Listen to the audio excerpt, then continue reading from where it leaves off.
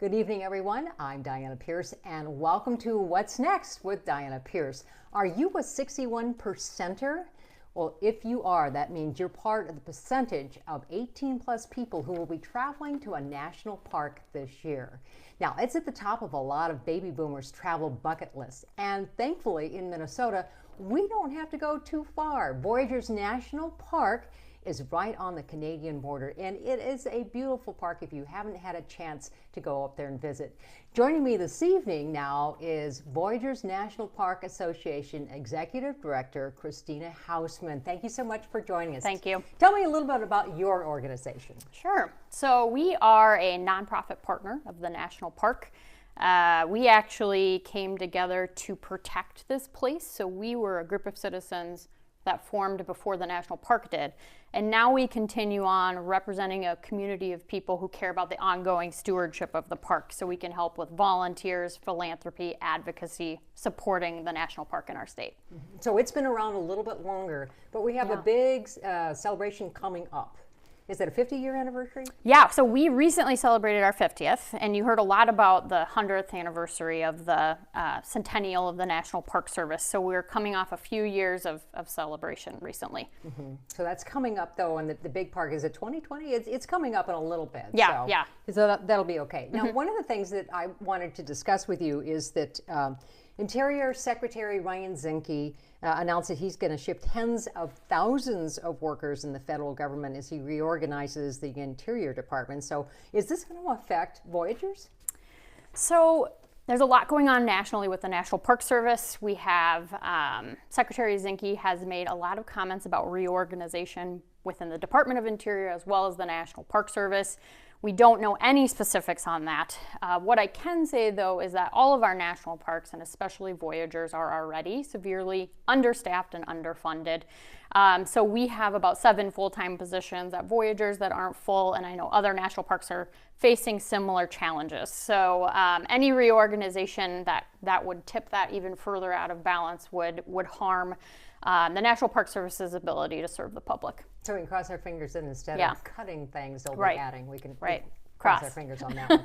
Now, he also talked about that he was going to increase the fees at 17 U.S. parks. Thankfully, as far as I know, Voyageurs is not part of that. So when it comes to going up to Voyageurs, what are some of the fees that people can anticipate? Right. So we are a no entrance fee park, which is great. So the fee increase wouldn't necessarily impact us directly. The only fees you can expect, you could go to Voyageurs for free and have a completely free experience if you wanted to. There are fees to reserve a campsite, and if you want to take one of the tour boat programs on the larger tour boats, there's a fee associated with that. Otherwise, free to enter, free to explore. That's very nice. Now, this is one of the pictures that you sent me. What exactly do I see here? So actually, this is one of the free programs. So this is what I love about our national parks. We should keep them accessible to all people. And so this is a Voyageur tour boat program. You can kind of go back in time and live the life of a Voyageur. You can take your family, go in a Voyageur canoe, sing the songs of the French fur traders, and it's actually free for families. So that's a great thing to do in the summer. That's very exciting. This is, now we weren't able to see this type of picture, but this is an aerial picture, but it's just beautiful, taken during the fall. And I think what we see here, though, is this park is 40% water, so we see a lot of islands. So when people go up there, do they need to have a boat to see the park? Great question. So yes, Voyageurs is a water-based park, so you really have to get out on the water to experience it.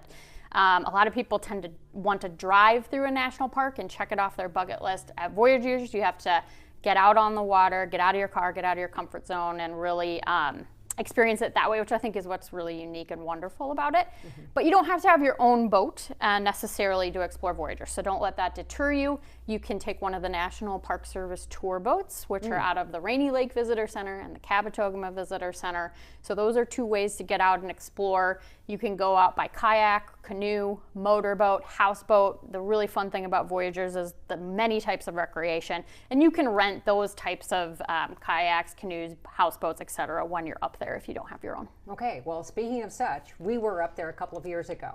And so we rented our houseboat from Ebles. Thank you very much, Ebles. Great boat. And so, you know, you get to learn very quickly how to tie up a boat. We've got the lines coming off here that you had to put on shore.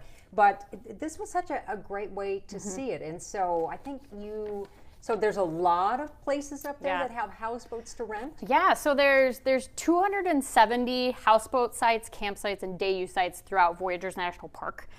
So all the houseboat sites and the campsites are only accessible via water, which is pretty amazing. So there are 4 houseboat companies operating within Voyageurs. So you could take a paddling trip, you could take a houseboat trip and go maybe deeper into the park on a floating cabin and do day trips from your houseboat on your kayak, etc. Where we in the past have seen fishing being maybe the #1 type of recreation in Voyageurs, we're seeing that change slowly over time. We're seeing more families come, and we are seeing kayaking as kind of the fastest growing user group in the park right now. Okay, and that's what we certainly saw. As we saw a group of 4 kayakers. We don't have a picture of it here. But, and that was fun because we were kind of tootling from one lake to another. Yeah. Because it's in international waters, do you have to carry, or parts of it are, do you have to carry a passport with you? So that's a great question. So Voyageurs abuts the Canadian border. So when you're out on Rainy Lake or Sandpoint Lake or Namakan, you can very easily find yourself in Canadian waters. So you can get what's called an RABC permit. So when you're out on the water, you can go back and forth between the waterways, and you can always check in with a customs station when you're up there as well. But and that was the other thing. We saw 2 types of boats, and 2 types of patrols. So one that was with the national park, and then one, I think, was it customs? What did we see? So you're going to see multiple types of agencies partnering in this park. You're going to see the National Park Service, you are going to see Border Patrol in the park at times, and you'll see the Minnesota DNR. All the fishing regulations in Voyageurs National Park are really just Minnesota state fishing regulations, so you will see DNR boats in there who are partnering with the Park Service as well. Okay, so now we see wildlife up there. How many different types of wildlife do we get to see? Yeah, so we have, I think one of the fun things at Voyageurs is, well, one, it was designated an important birding area, so there is amazing birding opportunities in Voyageurs National Park. Wonderful story of the bald eagle recovery efforts within Voyageurs National Park. Yeah. We didn't even plan that. I know we didn't, and there it is. That was great. Yeah, one of the healthiest populations of moose in the state is actually there. We have wolves. There's a really fascinating beaver research going on in the park as well.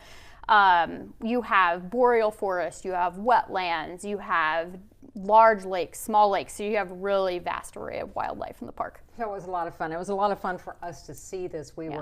We saw this eagle, actually there's 2 eagles side by side as well. And so we went by it the first time, and then we circled the boat back, and they were still there. Yeah. So so Scott got this picture of this eagle, and we'll talk a little bit more about that in just a second. This is something that if people want to give back to the park, let's talk about the National Teen Ambassador Program. Sure. So one of the things our organization really believes in is that really to care for places like Voyageurs, and Voyageurs specifically in the long term, we have to have a larger and younger community of people who are passionate about it, who are going to be the future caretakers of these places. And so we are really passionate about getting more youth into Voyageurs National Park. And not only getting youth, but people of different backgrounds and more diverse backgrounds within the national park system experiencing Voyageurs. And then in turn, through this program, we're really taking them into the park for an extended trip, immersing them in Voyageurs, having them meet with different park staff, learning about conservation career pathways and environmental stewardship in general.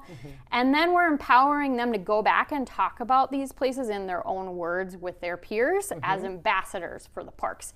And so we believe that, you know, this summer program can kind of help share the story of Voyageurs throughout the state a bit in high school classrooms. Now, can you sponsor a youth? Yeah, so you know, it costs our organization about $800 to sponsor a youth to go to Voyageurs National Park. Right now, all of our participants get to do this for free so that we can encourage, you know, people of any economic background to be able to experience Voyageurs. So that's a really important part of the program.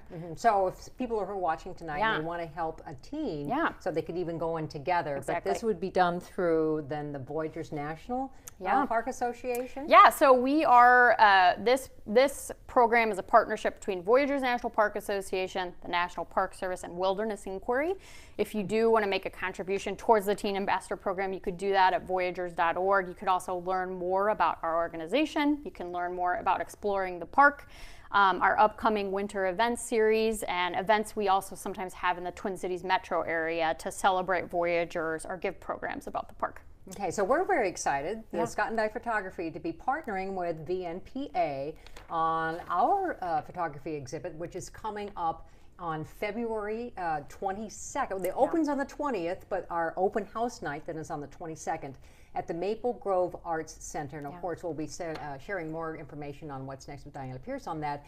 But we're partnering with you because then what we're going to do is one lucky viewer that will be with us that night will be able to walk away with their own copy of this eagle picture, which will be part of the donation process to the VNP Association. So we are really excited to be part of that. And by the way, the VNPA used this image, it's behind you and also up on the screen, for Give to the Max Day. So thank you so much for choosing us.